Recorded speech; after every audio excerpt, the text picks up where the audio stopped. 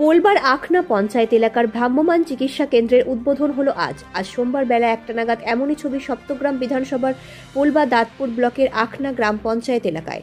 মাননীয় মুখ্যমন্ত্রী মমতা বন্দ্যোপাধ্যায়ের অনুপ্রেরণায় এবারে দুয়ারে হাসপাতাল প্রকল্পের আওতায় গ্রামীণ মানুষদের দোরগোড়ায় পৌঁছে যাবে এই ভ্রাম্যমাণ চিকিৎসা কেন্দ্র।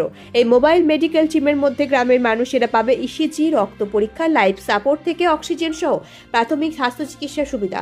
ভ্রাম্যমাণ চিকিৎসা কেন্দ্রে থাকবে অভিজ্ঞ চিকিৎসক, প্রশিক্ষিত নার্স ও টেকনিশিয়ানরা, যাতে করে গ্রামের মানুষদের চিকিৎসার জন্য গ্রামীণ হাসপাতালে যেতে হতো তার বদলে দোরগোড়ায় পাবেই চিকিৎসা ব্যবস্থা, যার ফলে উপকৃত হবে গ্রামের বহু প্রান্তিক মানুষ, এমনটাই জানা যায় স্বাস্থ্য দপ্তর সূত্রে। এদিন এই ভ্রাম্যমাণ চিকিৎসা কেন্দ্রের উদ্বোধনী অনুষ্ঠানে উপস্থিত ছিলেন পোলবা ব্লক স্বাস্থ্য আধিকারিক ডক্টর কৌশিক মণ্ডল, আখনা গ্রাম পঞ্চায়েতের উপপ্রধান নির্মল ঘোষ সহ পোলবা দাঁতপুর ব্লকের বিভিন্ন সরকারি আধিকারিকরা। অমিত কুমার মণ্ডলের রিপোর্ট, আমার বাংলা নিউজ।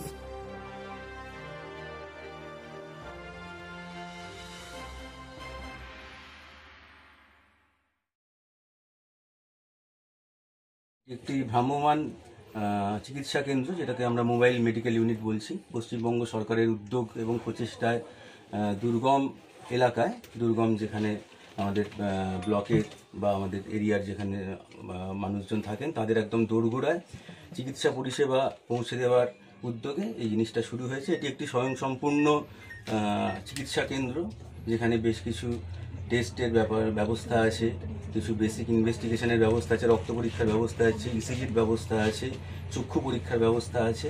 তো এই চলমান কেন্দ্রটি নিয়ে আমরা বিভিন্ন জায়গায়, আমাদের ব্লকের বিভিন্ন এলাকায় পৌঁছে যাব এবং সেখানে যাতে মানুষরা পরিষেবা পান, যাদের বিশেষ করে যাদের দূরে যাওয়া, হসপিটালে যাওয়া, যাদের বাড়ি থেকে হসপিটালটা দূরে, সেই রকম কোনো জায়গা, দুর্গম জায়গা, বা যারা ধরুন অসুস্থতার জন্যে বা বেশি বয়স্কতার কারণে বা গর্ভবতী মহিলা, শিশু, এনারাও যাতে কাছে বেশি দূর না গিয়ে একদম দোরগোড়াতে চিকিৎসা পরিষেবা পান, সেই উদ্যোগে বা সেই প্রচেষ্টাতে এটা শুরু হয়েছে। এটা কি ডেট ওয়াইজ ফিক্স করা আছে এই গ্রামে যাবে, না যখন যেখানে ডাকবে সেখানে যাবে? না, এটা ডাকার ব্যাপারটা ঠিক না, এটা আমাদেরই আগে থেকে একটা প্ল্যান করে নেওয়া আছে যে আগামী কোন দিন কোন জায়গাতে যাব। তো আজকে এটা আমাদের ব্লকেতে শুরু হচ্ছে আকনা জিপির এই ডালিম্বার এরিয়া থেকে, ডালিম্বা এলাকা থেকে। সেটা যেমনভাবে জনপ্রতিনিধিদের সঙ্গে আলোচনা করে কথা বলে যেরকমভাবে এটা ঠিক করা হয়েছে, এটা তো সবার মিলিত একটা প্রচেষ্টা। তো এইভাবে আমরা আগামীকাল আর একটা জায়গায় যাবো, পরশু দিন আর একটা জায়গায় যাবো, এইভাবে একটা প্ল্যানিং করা হয়েছে। কি কি পরিষেবা থাকছে এই গাড়ির মধ্যে, মানে ভ্রাম্যমাণ যে চিকিৎসালয়, এটা কি কি পরিষেবা থাকছে? আচ্ছা, এখানে যেটা ওপিডি সার্ভিস দেওয়া হয়, এটা বলতে পারেন এটা মিনি হাসপাতাল। হ্যাঁ, তো যেগুলো ওপিডি সার্ভিস, যেগুলো আমরা আউটডোরেতে দিয়ে থাকি, যেমন সাধারণ যে জ্বর, সর্দি, কাশি, পেটের নানা রকম অসুখ ইত্যাদি যেগুলো আসে, সেই চিকিৎসা তো হবেই। তার সঙ্গে চক্ষু পরীক্ষা, প্রয়োজনে ইসিজি, বেশ কিছু রক্ত পরীক্ষা, যেমন হিমোগ্লোবিন, টিসিডি, সিএসআর, যেগুলো আমরা রুটিন টেস্ট, এইচআইভি, এইচবিএসএজি, তাছাড়া লিপিড প্রোফাইল ইত্যাদি অনেক রকম আর কি রক্ত পরীক্ষা, যেটা সাধারণত আমাদের সাব সেন্টার লেভেলে সম্ভব হয় না, সেগুলো এইখানে প্রয়োজন মতো করা যাবে, সম্পূর্ণ নিখরচায়, বিনা পয়সায়। এখানে ডায়াবেটিস, হাইপার টেনশান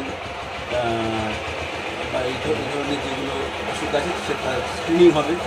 এখানে গর্ভবতী মহিলাদের পরিষেবা দেওয়া হবে, শিশুদের পরিষেবা দেওয়া হবে, এবং যাকে যেমন প্রয়োজন সেই মতো ওষুধও দেওয়া হবে। এগুলোটাই আমাদের এই প্রকল্প। আপনি তো পোলবায় প্রত্যন্ত এলাকা নিয়ে কাজ করছেন, এটাতে কতটা এখন উপকার হবে বলে মনে করছেন? এটাতে আমরা অনেকটাই উপকার হবে বলে মনে করছি, কারণ আমাদের সব জায়গাতেই বিভিন্ন জায়গায় স্বাস্থ্যকেন্দ্র, উপস্বাস্থ্যকেন্দ্র এইগুলো আছে, সুস্বাস্থ্যকেন্দ্র এগুলো আছে, কিন্তু এটা একটি, যেমন বললাম, এটা একটা মিনি হাসপাতাল। এখানে আরও অনেক বেশি ফেসিলিটিস দেওয়া যাবে, যেমন যে জিনিসগুলো আমরা একটা উপস্বাস্থ্যকেন্দ্রে বা সুস্বাস্থ্যকেন্দ্রে করতে পারি না, সেগুলোও এখানে করা যাবে, এবং মানুষ দূরে না গিয়েও তার নানা রকম পরীক্ষা নিরীক্ষা যেগুলো যা প্রয়োজন সেগুলো এখানেই করে নিতে পারবেন এবং ওষুধও পাবেন।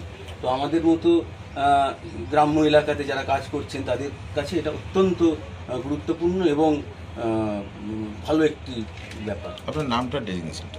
আমি ডক্টর কৌশিক মণ্ডল, বিএমওইচ, পোলবা। কি বলবেন এই আপনার এলাকায়? আমি তো প্রথমে আমি আপ্লুত, এবং আমরা সত্যি আমাদের মাননীয় মুখ্যমন্ত্রীকে আমরা মানে ধন্যবাদ জানালেও তাকে ছোট করা হবে।